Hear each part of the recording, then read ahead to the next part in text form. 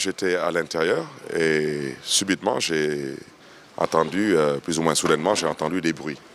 Je me suis rapproché de la porte d'entrée et j'ai vu que mes éléments de sécurité avaient neutralisé quelqu'un. Et il m'expliquait une histoire à dormir debout. Ce monsieur détenait par devers lui une carte de police professionnelle avec un numéro de matricule.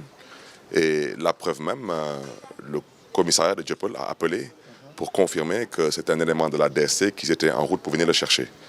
Alors ce monsieur, je lui demande qu'est-ce qu'il faisait là. Il dit qu'il a été envoyé par ses supérieurs et il a une mission à faire sur le véhicule immatriculé DK 4102 AP, qui est une BMW m'appartenant. Et il a effectivement ouvert mon véhicule devant ma sécurité, il est rentré dans le véhicule. Et on l'a extrait du véhicule, il semble ne pas être inquiété.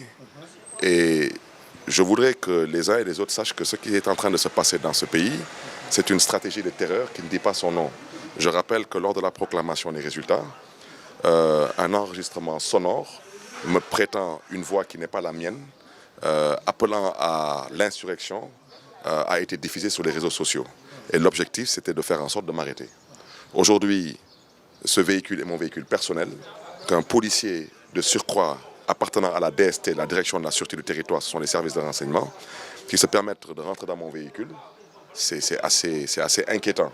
Parce qu'il ne faut pas demain que les gens se réveillent pour qu'on leur fasse croire qu'on a retrouvé de la drogue dans la voiture de Barthélémy Diaz ou qu'on a retrouvé des armes à feu dans la voiture de Barthélémy Diaz et que les gens se disent qu'est-ce que Barthélémy Diaz faisait avec de la drogue ou avec des armes à feu. Aujourd'hui, je veux que le régime en place sache que ce qu'ils ont fait, tous les Sénégalais sont au courant de ce qu'ils ont fait.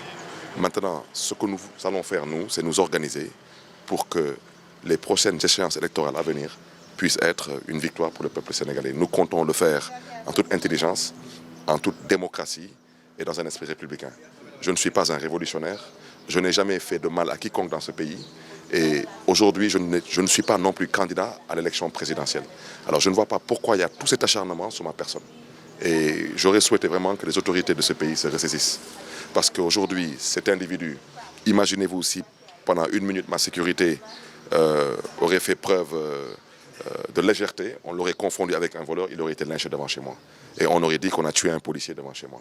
Comment est-ce que la DST peut se permettre d'envoyer quelqu'un chez moi, infiltrer mon intimité et se permettre de rentrer dans mon véhicule?